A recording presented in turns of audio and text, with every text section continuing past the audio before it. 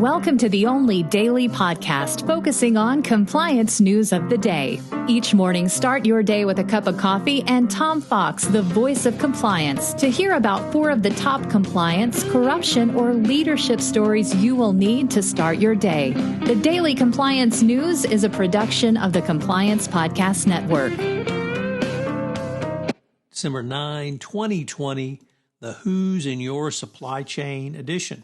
And we start with that as our lead story, coming to you tonight from the BBC, an article entitled "Prices Likely Rise Due to Global Shipping Mayhem."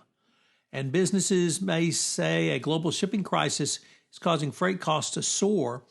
And although it focuses on the UK, any shipments or products going through the United Kingdom are also going to be impacted.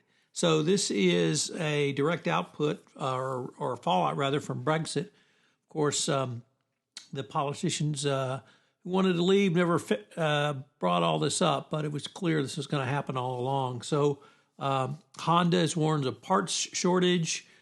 Some ports are in chaos already, and could leave booksellers with no books. So it's going to be pretty bad. Of course, Boris Johnson has done literally nothing, so you can't hope for any help there.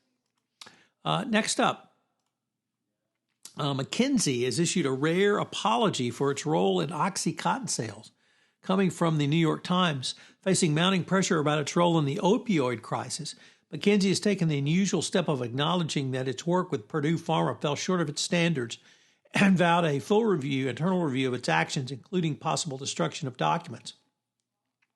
There was, of course, the release of information that McKinsey suggested Purdue turbocharge sales of OxyContin during the worst of the crisis, proposing it pay distributors rebates for overdoses linked to pills they sold, money bounties for killings. It's just unbelievable.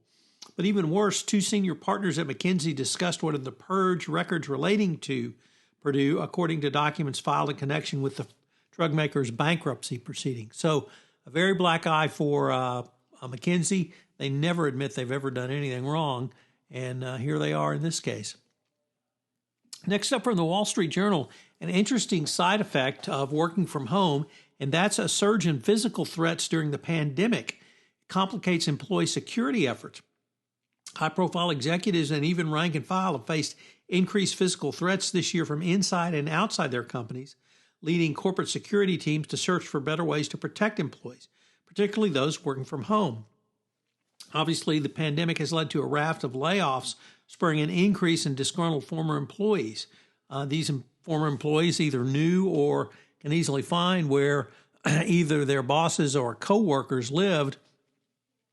And even as corporations have taken stances on social issues, they've become increasingly targets for those on social media, much like the near attack on the Secretary of State of Michigan by armed right-wingers there. So a pretty big problem has popped up. I don't think many people had thought about that in the working from home environment. And finally, the mortgage company Nationstar Mortgage has agreed to a $91 million settlement for mishandling foreclosures and borrowers' payments in violating the consumer protection laws after the Great Recession. This case could certainly serve as a warning for companies that prey on borrowers during the pandemic. The action was brought by the CFTC, so it's good to see them back a little more aggressive, and we expect to see quite a bit more of aggressive enforcement under the Biden administration.